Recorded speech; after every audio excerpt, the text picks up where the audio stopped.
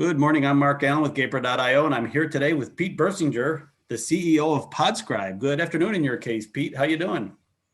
Good, Mark. Excited to be here, and thank you for having me. Thanks for joining us today. So to start with, can you share with us a brief background of yourself and your work experience? Yeah, sure. So, let's see. So I guess I grew up in San Francisco, went to school in the East Bay at UC Berkeley, studied computer science from there, came out as a software engineer, began working in San Francisco for a couple of years as a software engineer, got a little, I felt like I wanted to see another place besides the Bay Area. So moved to Manhattan, where I continued as a software engineer and got myself into the ad tech world and learned all about how we're being tracked and how what everything else is going on with digital advertising. And from there, actually, me and another one of my teammates, we decided to, to focus actually on the podcasting space and focus on what we could do with podcast transcriptions. He had an idea where we could analyze the transcriptions to figure out what topics were in them to then provide personalized recommendations. So say, you listen to a podcast about golf, and we'd say, oh, here are 10 others that also talk about golf, actually, based on the transcription. So we quit our ad tech jobs and built out a podcast player centered around providing recommendations based off of analyzing transcripts, and that worked reasonably well. I think our recommendation engine was honestly one of the better ones I've seen, but we came to realize that podcast apps are more or less commodities on some level these days, and you really need the exclusive content to differentiate yourself, like how you see Spotify paying 100 million for Joe Rogan. So we attempted to produce a couple of our own shows. It had mixed success, and then from there we decided, we're not production people, we're more of the tech people. So we then pivoted from there to figure out, how else can we use transcripts to be useful for podcasters and more recently podcast advertisers. And here we are now. Interesting. So who is your typical customer then for Podscribe? Is it the advertiser or is it the some other entity? So both the podcaster and the advertiser. So we've got several hundred podcasters now, starting from actually zero about this point last year, and they pay to get their show transcribed. And we have a couple unique features that, because we are, I believe, the only transcription service focused specifically on podcasters, we have a couple unique features that we can provide. And for the advertisers, we have a toolkit that helps them figure out what shows they should advertise on. So for example, we'll track where brands are spending in podcasts, and then say if you're Casper Mattress, you can see where your competitors may be spending. So both podcasters and advertisers are the customers. Interesting. And correct me if I'm wrong. I mean, I know I'm a person that would agree to this, that podcasts have skyrocketed since COVID. Would you agree with that? Yep. Yeah, definitely. I think it seemed like at first there was a little bit of a dip because people weren't commuting to work, and nobody, that was one of the big times where people would listen to them. But since then, I think people have worked them up even more into their routines, and just, I think steady growth, this year and for the past decade plus. Yeah, well, I would agree. I mean, I could tell you that before COVID, I never really had time to listen to a Joe Rogan podcast because they were about 3 hours long. Now it's like, okay, I can binge watch something or listen to Joe Rogan. And he does get some really good guests on. So I have watched some of his podcasts. As long as you're on Spotify now. That's true. I did it before Spotify. And wouldn't you love to have that contract with Joe Rogan? That would be a good one. Yeah, sure would be. But yeah, all you gotta do is move to Austin, and hopefully you'll run into him. So I think he actually is about 20 minutes outside of Austin. Funny. Oh, I guess I have to. Yeah, you're saying. Yeah. You would have to. Yeah, that's where he moved to. Yeah. So as did Elon Musk, as did my son. Yeah, it's crazy. I just hope, I just don't get there and I'm too late, the last guy there, but No, that's what they said about Silicon Valley, and it's still going. So I think you'll be okay. So when did you start Podscribe? Was it before COVID or was it after COVID? so before COVID, so officially the official company name is Potable. We started it, I believe, late 2016.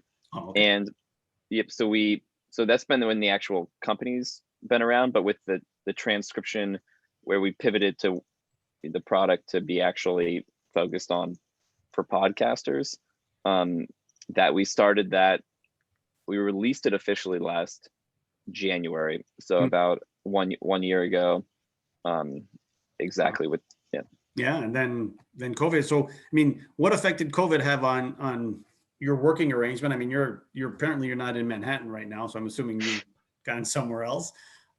What effect did it have on your company?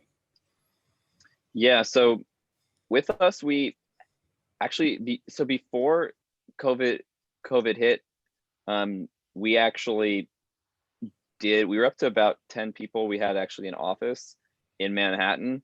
From that, before that we had a WeWork, and we had sort of considered doing the remote thing before that, but I didn't really believe in it, and then we basically kind of ran out of money with that, and we're like, no way we can afford all these people and this like very expensive place in Manhattan, so we had to downsize, get rid of that. And so before COVID, we were actually working in co-working spaces, like where you, not the full-blown WeWork, but where you could actually go into like a restaurant, like restaurants would rent out their space in the middle of the day. I forget the name.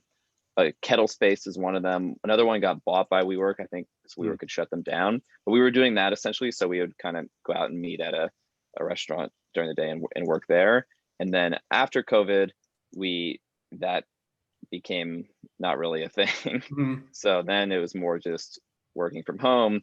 And then, with COVID hitting, we sort of realized there's not really so much of a point of us needing to be in New York. So since then, we've been wherever we've really wanted to be, mostly around the US and a little bit international, but it's been working out fairly well, and we don't have any immediate plans to return to one specific city or get an office or anything like that.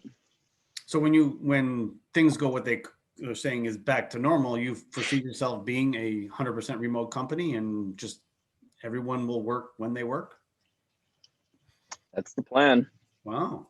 And then how much of your company is development and typically it's in a tech company, it's 25% development and the rest is operations and sales, right?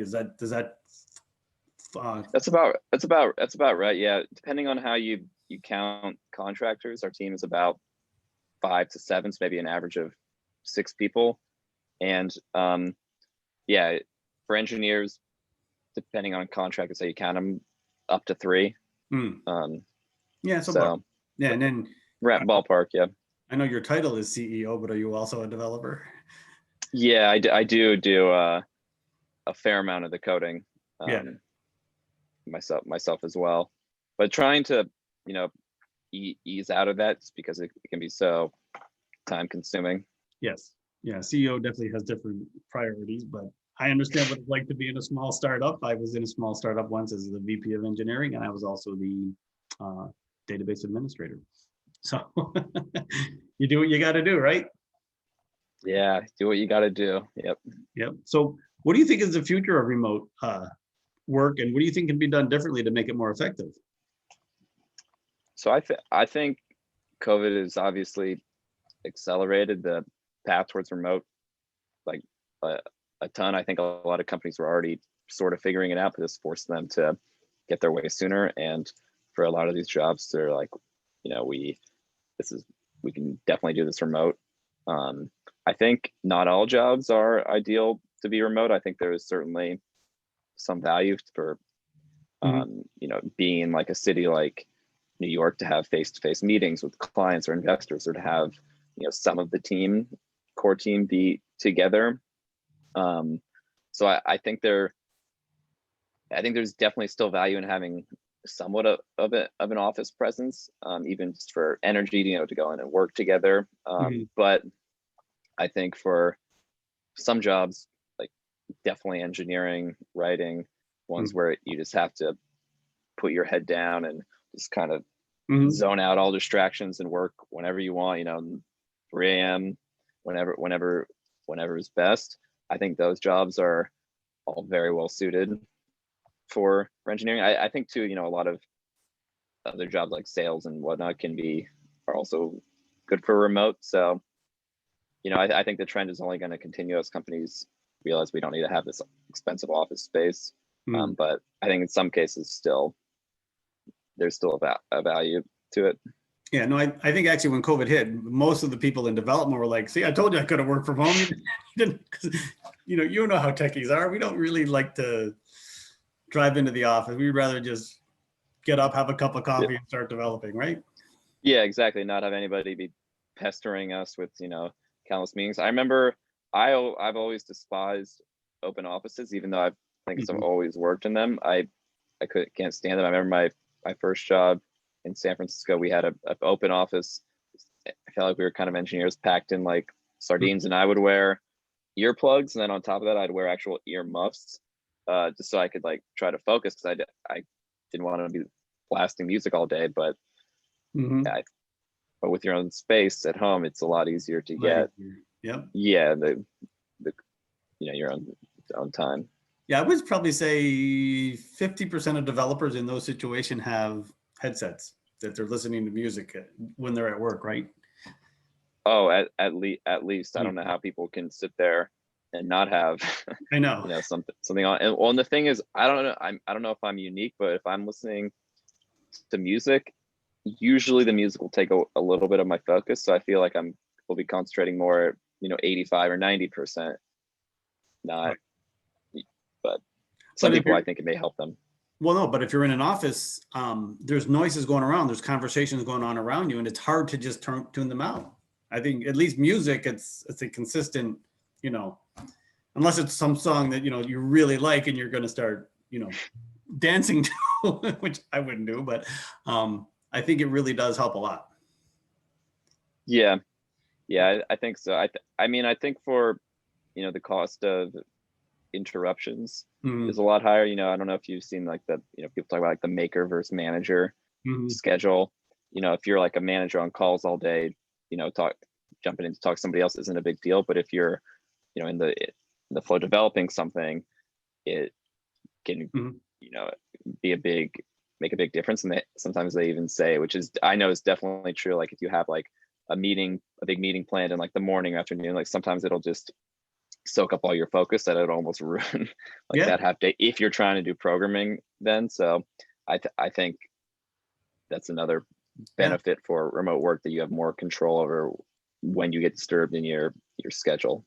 Yeah. So do you foresee that you personally will be going back to New York, or do you think you'll pick a different city? And what about the company? Do you think you will have something in Manhattan? For the foreseeable future, we don't plan to go back. Perhaps as we get bigger and meetings become more of a thing again, where we be wanting to meet with more advertisers and agencies, and there would be more of a benefit to being in New York. I think that would actually be a bigger reason for us to go back to New York, more of the sales and the partnerships, than having an office there. Yeah, and I think that's true of a lot of people. Sales, New York and San Francisco are still big hubs for biz dev, but development, I think you can do almost anywhere in the world in general. Oh yeah, for the development, operations. I don't, definitely anywhere. Some aspects of marketing you can do anywhere in the world, right? Some marketing that has to be done on site, but a lot of marketing, the pre-marketing stuff, the setup can be done from anywhere in the world. So, well, Pete, I want to thank you for your time today. It's been really great talking to you. I wish Podscribe lots of luck. I know you're in a competitive space, but it sounds like you have a really good product that differentiates you from your competition. And I do know podcasts are growing and growing, so I think you're going to have more demand. So have a great 2021. Thank you, Mark, for having me on. It was great speaking with you. All right, have a good weekend. You as well.